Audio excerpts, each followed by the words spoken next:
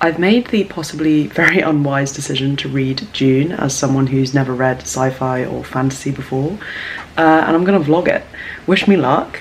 I'm going in pretty blind. All I know is that it's loads of houses fighting over a mineral, which is kind of, as someone who doesn't read sci-fi, it's what all sci-fis sound like to me. I'm flying home tomorrow at the end of a holiday, so hopefully I'll make a lot of progress then. But yeah, other than that, I'll keep you updated.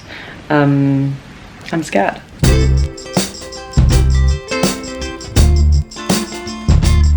Hey! Sorry guys, I'm really tired, actually, if I'm being honest. I gave you quite an energetic hey, but I played a game of hockey. The season has begun, and what's this?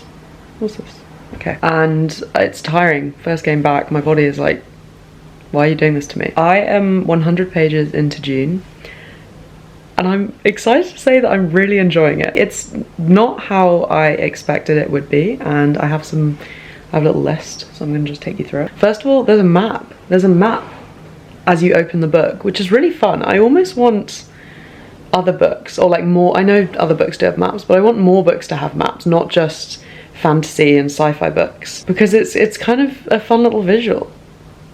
I love maps. Next up, I find it really funny because our protagonist has multiple names. One of them is Mordib, and then the other is Paul, which the contrast vibe-wise between those names, it just amuses me. It amuses me because Paul is the most regular human name I think there is. And it's meant to be this extraordinary, completely not like anything that I know universe. Idaho has also been mentioned in this book. Obviously not the Idaho, but the word has been used.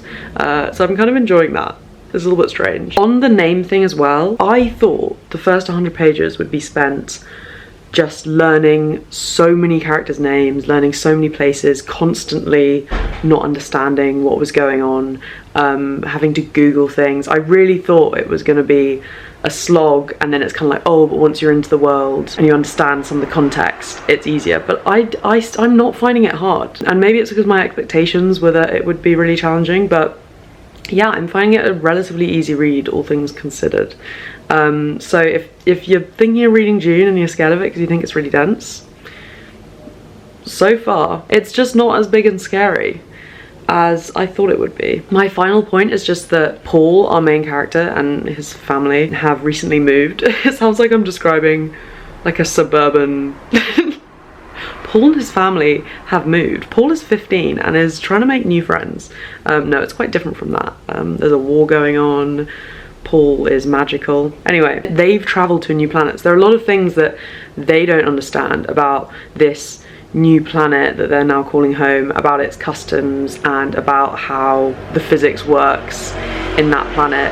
So you are learning with them, and it's just a really easy, organic way of learning just alongside the character. So a lot of the time I'll see a word and then a few sentences later one of the characters like, what the hell's that?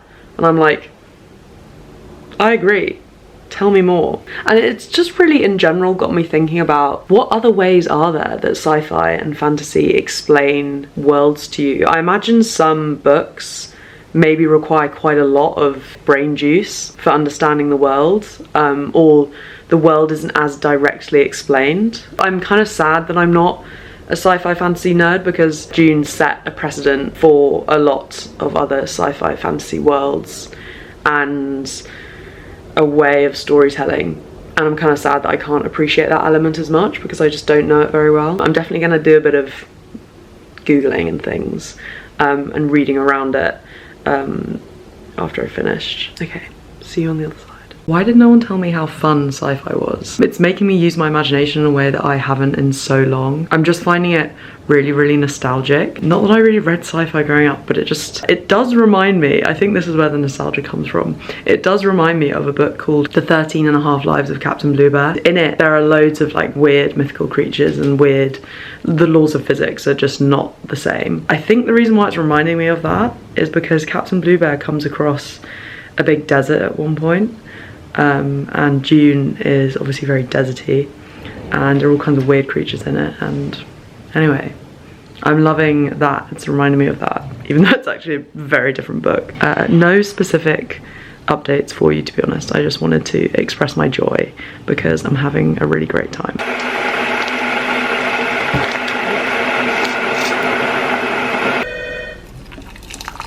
Hi guys, I'm ill, in case you can't tell. You know when it feels like the front of your face is just gonna fall off? Like the stuffy feeling? That's what I have right now. In other news, last night I got to part 2. I didn't realise there were parts, but I got to part 2. So we're kind of a good amount through now. It's at like 217 pages. I'm absolutely loving it. The slow build up that people mentioned is not, like, things are still happening, you know. It's clearly we're building up to something big. There's a lot of unknown little mysteries that I'm hoping to find out. There are still things happening during the build up. It's not just all scene setting. I think it's pretty action-packed. I also just love learning about this world. When you read a book, you approach it, even if it's just fiction, like normal fiction, you approach it with an open mind anyway. This book, like sci-fi, you're still approaching them in the same way. It's more just that there's like more opportunity for madness. So I get it. I get it. I understand why people read sci-fi. Not that I didn't really before, but I'm reading this and I'm like, okay, this genre is pretty addictive. Also, I don't know if this is sacrilege. This is making me want to watch the film. I'm just really curious as to how they adapted it. I think people liked the film, to be fair. But it's one of those things I would never want to watch the film before reading the book. So I'm really glad I'm reading this. And then I can watch Timothée Chalamet and Zendaya looking beautiful. Some of the main people in this, or the main character and his mum, have special powers, and they definitely are kind of magical, but like one of the main powers is just them being acutely aware of body language and tone and cues, and they can read between the lines to a crazy extent. And I kind of love that. I kind of love a power that's based on something that's kind of close to reality. Like, in theory, maybe you could have someone who's that good at reading between the lines and that in tune to other people's emotions. I don't know how much more reading I'm going to get done today because I feel terrible. But I'll keep you updated. I'm pleased with my progress though. It's only been a few days, but I'm really tearing through it. Hello, I'm still alive. I'm still rocking and rolling. And by rocking and rolling, I mean sleeping for the last pretty much 48 hours solid, I would say. I'm such a drama queen actually when I'm ill. I'm not ill that much, so when I am, you're gonna know about it. I am managing to do a bit of reading. I do have a headache, so it's been in parts, but I am definitely making progress. Especially I felt a bit better this evening, so I did a big chunk of reading. Even though I don't sound better, I know I don't sound better. If you could stop commenting on it, actually, that'd be great. I'm still loving this book. I'm 408 pages in, I believe, and the storytelling is just wonderful. I'm totally gripped. I'm kind of scared because I know now that I'm gonna have to read all the other Dune books, and I'm already a bit stressed about like how am I gonna put that into my normal reading schedule, because these books are long and there are a lot of them, and I don't want to have gaps that are too big between reading. One thing that I feel really does show its time a little bit is the homophobia, or at least I think there's homophobia. What do people think about this? So the main evil guy is like incredibly grotesque, really nasty piece of work, and he is gay, and there's a lot of kind of sexual deviance. He fancies his nephew and he regularly drugs and forces himself upon young boys. And I kind of like it. Does he need to be gay? That's my question. Like the one gay character, and they're like this. But other than that, it is just blowing my mind with every page. I just can't imagine writing a book like this. There's a whole appendix and stuff. I remember The Handmaid's Tale having an appendix, or not an appendix, but a kind of like context bit, and that makes me think that maybe that's just like really standard with these types of books. I really enjoy, so at the start of every kind of chapter there's a passage, oh, I'm not on a chapter page, that's really annoying. At the start of every chapter there's a little passage. Oh god, can you see that in italics at the start? And so you've got these little context like writing that's clearly written, it's meant to be written and spoken about like hundreds of years later, or like the generation later, and it's looking back on what happened at this time. And I'm finding it really cool because it sort of refers to what happens in the chapter you're about to read, and it really helps build tension, and it's just a fun little change of voice. I might, next time I see you, I might be done. I probably won't be, but maybe I will be. Anyway, stay healthy, guys. Don't do what I did. I didn't do anything in particular, but just don't do it. It's only just hit me that when people have been saying that this book is dense, they mean dense as in lots of things happen, which I think is a good thing.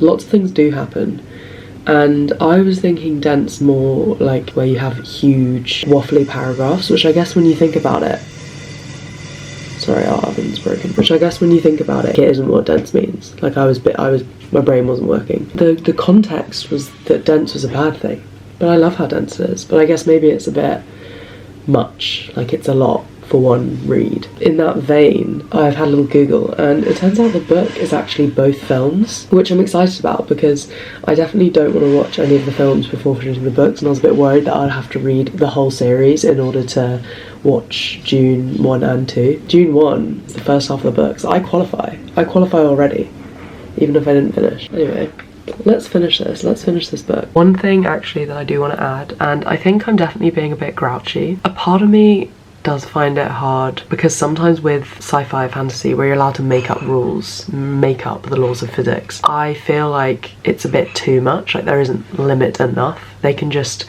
add rules about things, make people magical. It means that the reveals or the solutions to problems or the kind of plot twists feel a bit lazy. There are points where they introduce something or they explain something and I'm a bit like, me. But maybe it's because I don't understand it enough. Like occasionally there are words still where I'm like, am I meant to know what this word is? Have I been told about this before? I feel like Frank Herbert is incredibly smart, and if I feel like something's been randomly introduced, I'm probably wrong and it probably was introduced at another time. Although it probably also will be revealed in the appendices. I'm intrigued to read those. Hey guys, guess who's still ill?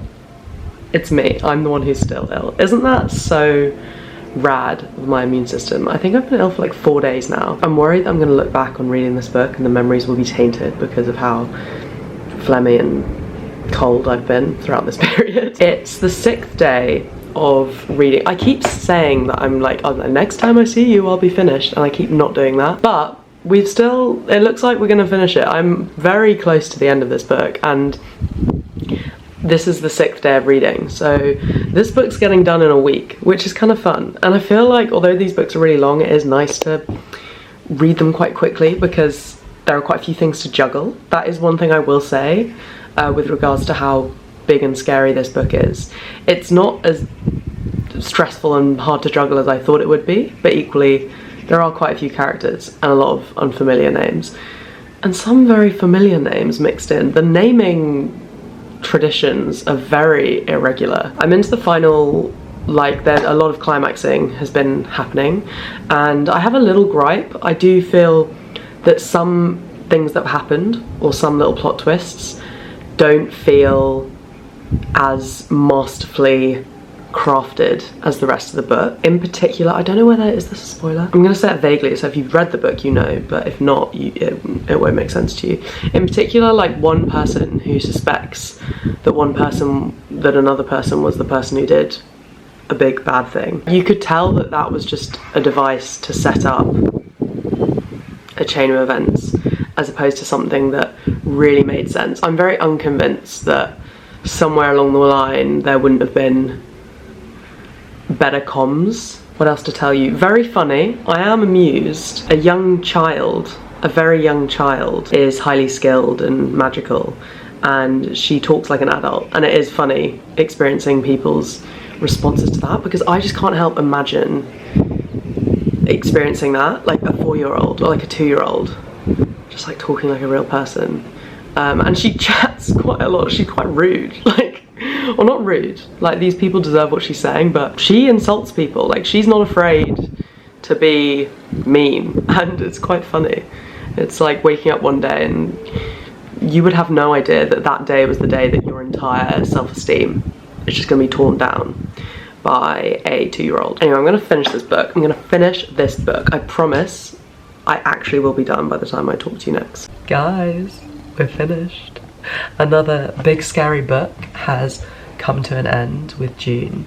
And a quick note, I need to remember to look at right at the back of some books before I start reading them, especially like sci-fi and fantasy, because you have all this lore and there's a little index at the back of the book in alphabetical order. I think I'm just scared to flip to the back of a book because I don't want to see a spoiler. Like, if I accidentally flip ahead pages, I like blur my eyes and like don't want to see anything. So I'm scared of spoiling the ending for me, so I don't look to the back. But I found the same thing in, well, I guess it's not a sci-fi fantasy or anything, but in Crime and Punishment there was a list of all the characters in the back, and it would have been so useful when going through it. So note to self to check for these things. I overall had an incredibly good time reading this book. It was definitely an exciting first experience of fantasy. It was as expected, I think, because this is obviously Big Scary Book Club. We're asking whether this big scary book deserves the title of Big Scary Book, and I actually don't think it does. I think it's relatively approachable. Obviously it's long, obviously it's chunky, you've got to allow time for that, and you've got to prep your brain for what will be a chunky book with a lot of characters and a lot of learning new things. Like, I would approach this with a fresh brain, but equally it's not crazy complex. I feel like the writing was pretty easy to follow. You don't have these huge intimidating paragraphs or anything. The chapters are quite short as well, so it's quite a good rhythm hack. One thing I will say is that if you're someone who really loves a character analysis and loves super complex, thoroughly explored characters, this is not the book for you. The fun was to be found in the world building and the overall story. The individual characters didn't really have personalities. Is that fair? But I didn't mind. I sort of didn't even notice until I started thinking about the reasons why I did enjoy this book. Because usually I am someone who really likes characters and like big old character analysis, but I think what I'm learning is that I'm pretty flexible. I have quite eclectic taste, which is lucky me, because I love trying out random books. Not that June is a random book. Don't want to insult Frank, you know. Side note, I actually do think it slightly lost me towards the end. I would say the start and the middle were my favourite parts of the book, and the ending wasn't perfect for me, but I'm just being a nitpicker now. I'm just being a nitpicker. Sorry, my camera ran out of storage space. Anyway, I think I'm gonna call this video like illness/June vlog. Just really trying to merge those two themes together. Thank you for watching. I hope you have a lovely week. I will see you in the next one. Let me know if there are any big scary books that you want me to read as part of this series, so we can read them together and not be scared of them anymore. Goodbye.